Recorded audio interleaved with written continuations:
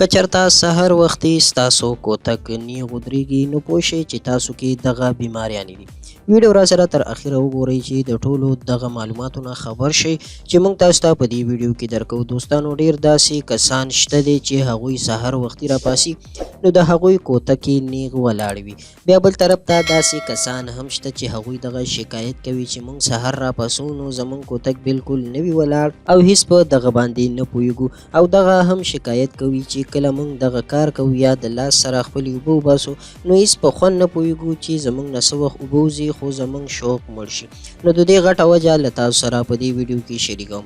دوستانو هغه کسان چې سحر وختي راپاسي او د هغوی کوتک نیغ ولاړ وي نو دا د یو صحتمند کوتک نښه ده. دوستانو کوتک ځکه په سحر کې نیغ ولاړ وي چې ټوله وینه ګرمه شوې وي، وجود کې دغه وینې یو پریشر جوړ کړی وي نو غواړي چې هغه یو طرف ته وځي، نو په دغه وجه باندې ټول رګونه اکټیو شي او ټول رګونه دمه وي. نو کوم چې د کوتک رګونه دي نو هغه هم ډیر زیات دمه شوي وي، په دغه وجه باندې دغه نیغ ولاړ وي. او په دغه وخت کې کوروالی هم ګټور دی. که د ښځې سره دغه وخت کې کوروالی وکړي نو چې ډیر نارینه اولاد د چا نه کیږي نو په دغه وخت کې د نارینه اولاد خاوند کیدی هم شي.